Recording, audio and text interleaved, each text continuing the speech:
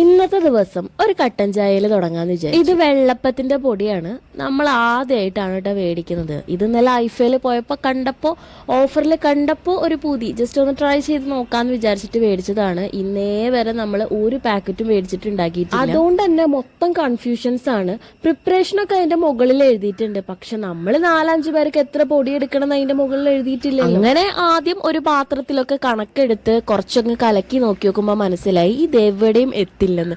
അങ്ങനെ അളന്ന് അവസാനം പാക്കറ്റ് മുഴുവൻ എടുക്കേണ്ടി വന്നു. ഇതിനിപ്പോ കണ്ടറിയാം ഇന്ന് പട്ടിണി എടുക്കേണ്ടി വരുമോ വല്ലതും തിന്നാൻ കിട്ടുമോ എന്നുള്ളത്. പിന്നെ ഒരു കുറവ് വേണ്ടാന്ന് വിചാരിച്ചാൽ അതൊക്കെ കറക്റ്റ് ആക്കി ഇട്ട് അങ്ങ് 1 മണിക്കൂർ നേരത്തിന് സെറ്റ് ആക്കാൻ വെച്ചിട്ടുണ്ട്. അപ്പോഴത്തേനും നമ്മുടെ കുഞ്ഞെ ആശാൻ എഴുന്നേറ്റ് വന്നിട്ടുണ്ട്. അവനക്കൊരു പഴം വാട്ടിയത് കൊടുക്കാന്ന് വിചാരിച്ചു. വെള്ളപ്പൊക്കെ ആയി വരുമ്പോഴത്തേനും കുട്ടി പട്ടിണിയാവരുതല്ലോ. ചോറിനുള്ള വെള്ളമൊക്കെ തിളച്ചിട്ടുണ്ട്. അപ്പൊ അതില് അരിയൊക്കെ ഒന്ന് കഴുകിയിടാന്ന് വിചാരിച്ചു.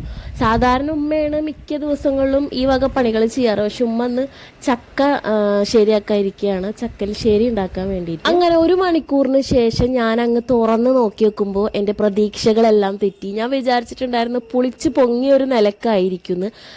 അപ്പോൾ എനിക്കൊരു നിരാശയായി. പക്ഷെ ഉണ്ടാക്കാൻ തുടങ്ങിയപ്പോഴാണ് ഏകദേശം നമ്മുടെ വെള്ളപ്പത്തിന്റെ സ്ട്രക്ചറൊക്കെ വന്നു. അപ്പോഴാണ് എനിക്കൊരു സമാധാനമായത്. രക്ഷപ്പെട്ടു, ഇന്ന് രാവിലെ പട്ടിണി എടുക്കണ്ട. അങ്ങനെ ബാക്കിയുള്ളതും വേഗം വേഗം തന്നെ ചുട്ടെടുത്തു. ഇത്രയൊക്കെ ആയ സ്ഥിതിക്ക് വെറും കട്ടനിൽ ഒതുക്കാതെ ഒരു ഏലക്ക ചായ തന്നെ ഉണ്ടാക്കാന്ന് വിചാരിച്ചു. ഈ ഒരു കണ്ടെയ്നർ ഞാൻ മീഷോന്ന് മേടിച്ചതാണ്. നല്ല യൂസ്ഫുൾ ആണ്. ആദ്യമായിട്ട് ട്രൈ ചെയ്ത ഒരാളെന്ന നിലക്ക് അഭിപ്രായം പറയാതിരിക്കാൻ പറ്റില്ലല്ലോ.